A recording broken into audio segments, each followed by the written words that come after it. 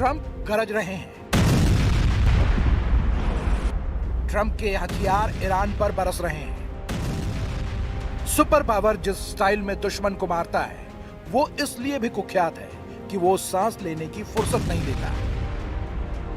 Iran को 200 जंगी जेटों से दहलाकर Trump ने उन देशों को मैसेज दिया है जो अमेरिका को आंख दिखाने की जरूरत करते हैं।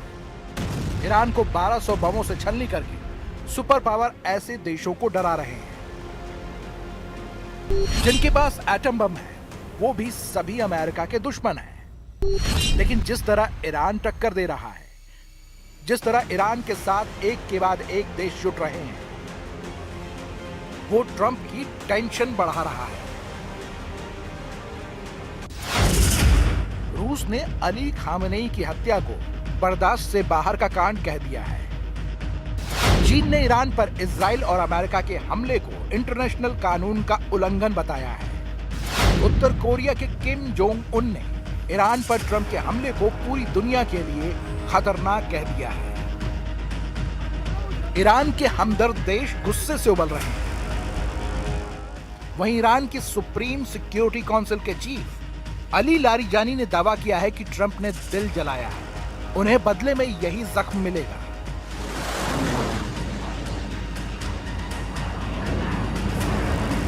این حادثه بسیار تلخی برای ما همه ملت ایران است. یعنی آمریکا و صهیونیست‌ها با این کارشون عملاً شرایطی رو برای ایران به وجود آوردن و برای ملت ایران. ईरान की तैयारी लंबे युद्ध की। युद्ध जितने दिन चलेगा ईरान का पलड़ा भारी पड़ता जाएगा, क्योंकि जमीनी लड़ाई शुरू हुई तो अमेरिका की पोल खुल जाएगी। अमेरिका के सैनिक को ईरान के रेवोल्यूशनरी गार्ड जमीनी लड़ाई में एक्सपोज कर देंगे। खाड़ी देशों में जब भी अमेरिका ने जमीन पर युद्ध किया है उसे भारी नुकसान झेलना पड़ा है। अफगानिस्तान और सीरिया में तो अमेरिका की करारी हार मानी जाती है, जबकि उन देशों में फाइटर ग्रुप ने सुपर पावर को पीटा। यहां तो ईरान के ऐसे जज्बाती सेना है जो अपने देश के लिए खून का कतरा कतरा कुर्बान करने के लिए तैयार है। ईरान की सेना से भी ज्यादा खूंखार उसके रेवोल्यूशनरी गार्ड हैं, जिनकी वफादारी सुप्रीम लीडर से जुड़ी रहती है। लेकिन पारंपरिक हथियारों और सैन्य बल की संख्या से इस युद्ध का रुख तय होता नहीं दिख रहा।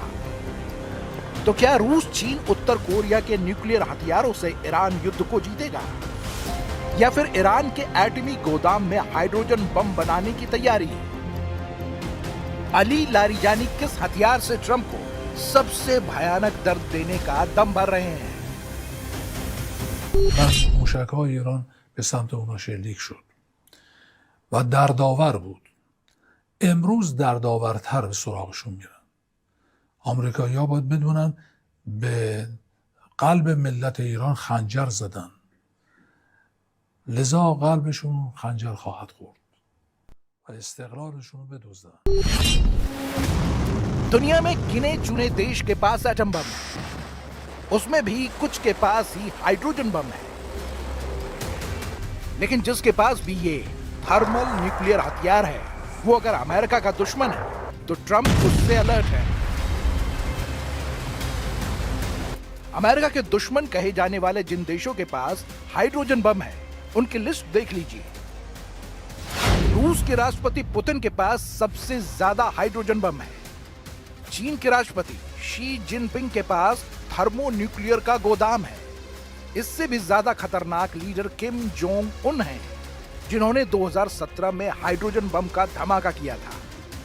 किम को ट्रंप बिल्कुल भी पसंद नहीं। किम अपनी मिसाइलों के धमाके से अमेरिका को वार्निंग देते रहते हैं। ऐसे में अगर किम ने ईरान की खातिर अपने हाइड्रोजन बम को फोड़ दिया तो ट्रंप की न्यूयॉर्क सिटी का क्या होगा वो भी जान लीजिए। न्यूयॉर्क शहर पर अगर 20 मेगाटन का हाइड्रोजन बम फटा तो 8 किलोमीटर के दायरे की सभी इमारतें ढह जाएंगी। हाइड्रोजन बम फटने से 20 किलोमीटर दूर तक घर की छतें उड़ जाएंगी। एच बम के एक धमाके से 35 किलोमीटर की सीमा में आने वाले सभी घरों के शीशे चकनाचूर हो जाएंगे। हाइड्रोजन बम का एक धमाका 30 लाख शीशे बिछाने के लिए काफी है। सबसे खौफनाक बात यह है कि अमेरिका हाइड्रोजन बम से हमले का जवाब हाइड्रोजन बम से लेगा, जिसके बाद कुछ मुल्क धरती से साफ हो सकते हैं।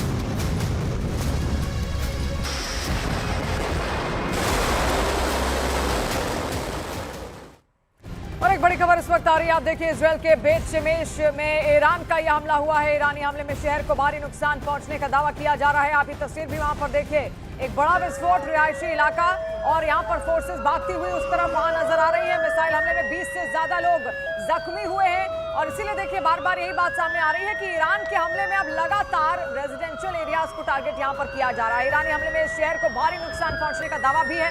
आप देखिए एम्बुलेंसेज बकायदा वहां पर पहुंची है ताकि तुरंत लोगों को सुरक्षित ठिकानों पर पहुंचाया जा सके, उनको इलाज मुहैया कराया जा सके, अस्पताल वहां पर पहुंचाया जा सके। और उसी को लेकर देखिए तस्वीर वहां से जो निकलकर सामने आ रही है। और यही जरूरी है कि ईरान अब क्या करेगा, क्या ईरान किसी रणनीति के तहत आगे बढ़ रहा है या फिर नहीं बढ़ रहा है, इसी को लेकर हम चर्चा लगातार कर रहे हैं। जेके त्रिपाठी जी जो कि पूर्व राजदूत हैं वो हमारे साथ हैं, और कर्नल यूएस राठौर जी लगातार डिफेंस एक्सपर्ट हमारे साथ बने हुए हैं। जेके त्रिपाठी जी, सवाल यही है कि अब ना ईरान ने खुद ईगो पे ले लिया है सब कुछ। खामनेई के सत्ताधारी जितने भी उनके दोस्त थे, उनके साथ वाले थे, उन्होंने अपने ईगो पे ले लिया। अब कोई रणनीति लेकर ईरान आगे नहीं बढ़ रहा, जहां मन चाहा वहां इस वक्त विस्फोट उसकी ओर से किए जा रहे हैं, चाहे वो आम नागरिकों के घर ही क्यों ना हो। देखिए, ईरान के सामने सिर्फ ईगो की बात नहीं है, ईरान के लिए अस्तित्व का संकट है। अगर ईरान यहाँ पर हार जाता है, जिसकी संभावना, और अगर बुरी तरह हार जाता है, क्योंकि देखिए टॉप लीडरशिप खत्म हो चुकी है, सेकेंड रंग की लीडरशिप पे भी हमला होगा, तो अगर ऐसा होता है तो ईरान एक तरह से इतना कमज़ोर हो जाएगा कि अगले 20-25 साल में नहीं उठ पाएगा। इसके ठीक विपरीत ना अभी अमेरिका के ऊपर तो कोई अस्तित्व का संकट नहीं है, तो अमेरिका अपने युद्धपोत, अपने हथियार तैनात करेगा, लेकिन वही है कि अमेरिका अपने सैनिक कितने उतारेगा। आपने देखा कि ऑफिशियली यूक्रेन के युद्ध में भी अमेरिका ने अपने सैनिक नहीं उतारे, तो अमेरिका बड़ा कैलकुलेटेड ढंग से ये करेगा और एक हफ्ते के अंदर मेरे ख्याल से। जेके त्रिपाठी जी, बस एक बड़ी खबर यहाँ पर जो इस वक्त आ रही दर्शकों तक पहुंचा दें, उसके बाद मैं आपके पास वापस लौटती हूँ। देखिए इजरायली वायुसेना ने जानकारी यहाँ पर दी है, खामनेई के घर पर 30 बम बरसाए गए और उसके बाद यहाँ पर खामनेई का किस तरीके से खात्मा हुआ वो पूरी दुनिया ने यहाँ पर देखा। देखिए इस हमले में उनकी जो बहू है वो भी इसमें मारी गई है। 24 घंटे में ईरान पर 1200 से ज्यादा बम यहाँ पर बाकायदा गिराए गए हैं। इजरायली वायुसेना ने इसकी पूरी जानकारी यहाँ पर दी है और दर्शकों तक हम एक एक डिटेल पहुंचाने की पूरी कोशिश यहाँ पर कर रहे हैं। खामनेई के घर पर 30 बम यहाँ पर बरसाए गए। आप देखिए हमले में खामनेई के साथ बहू और दामाद की भी मौत हुई है। कल ही इसकी पुष्टि यहाँ पर कर दी गई थी और अब एक एक डिटेल जो निकलकर सामने आ रही है वो हम आप तक यहाँ पहुंचा रहे हैं। जेके त्रिपाठी जी, एक बात आप यहाँ पर कह रहे थे कि अब ईरान के अस्तित्व की बात है, लेकिन अस्तित्व तो तब होगा ना जब आपके लोग ही आपके साथ हो। ईरान के अंदर ही लोग दो धड़ों में बटे हुए हैं, कुछ तो बड़े खुश हैं, बहुत अच्छा हुआ, बहुत अच्छा हुआ, तो उनके लिए तो अस्तित्व की लड़ाई है ही नहीं। अब अस्तित्व की लड़ाई ये IRGC के लिए बन चुकी है, ईरान के खामनेई के जितने समर्थक रहे हैं उनके लिए मात्र बच चुकी है। हाँ, लेकिन अभी अस्तित्व की लड़ाई ईरान एक देश के तौर पे, एक ताकतवर देश के तौर पे ईरान के लिए अस्तित्व की लड़ाई है। अभी ठीक है, आधे लोग इधर हैं, आधे लोग उधर हैं, ईरान में जश्न भी हो रहे हैं खमेनेई के मारे जाने पे, लेकिन देखिए जब ये युद्ध ख़त्म होगा तब ईरान को पता लगेगा कि उसको कितना बड़ा नुकसान हुआ है, क्योंकि डिस्ट्रक्शन जो है वो बहुत आसान है, लेकिन कंस्ट्रक्शन बहुत देर लगती है। कंस्ट्रक्शन में जो इमारतें, जो चीज़ें, जो सुविधाएं ख़त्म हुई हैं उसको शुरू करने में ईरान को कम से कम 10 साल 15 साल लग जाएगा, जब दूसरे देशों के सहयोग से।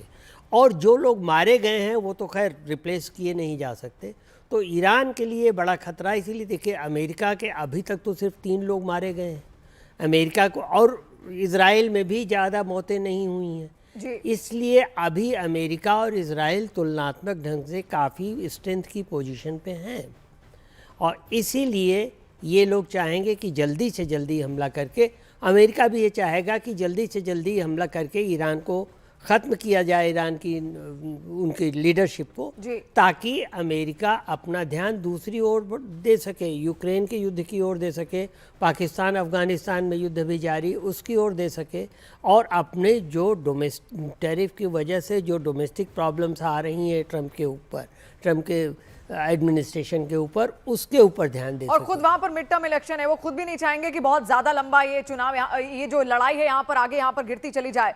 देखिए, ईरान इस वक्त दुश्मनों से घिरा हुआ है और सवाल है कि ऐसे मौकों पर उसके दोस्त कहां हैं। अली खामनेई की हत्या ने पूरी दुनिया में कोहराम मचा दिया। सब जानना चाहते हैं कि अब ईरान का आखिर होगा क्या।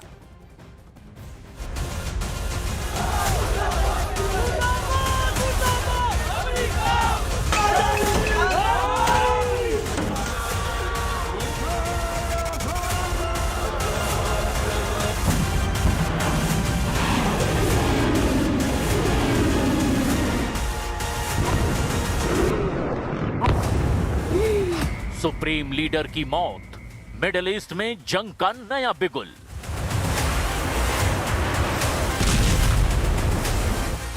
सदमे में शिया मुस्लिम वर्ल्ड, अमेरिका और इजराइल के खिलाफ जिहाद।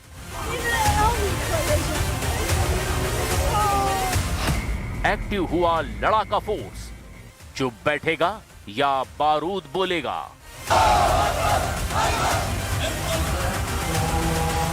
मध्य पूर्व की सियासत में एक ऐसा धमाका हुआ है जिसकी गूंज सरहदों से बहुत आगे तक सुनाई दे रही है। अली खामनेई की मौत के बाद शिया दुनिया में मातम है और उबाल भी।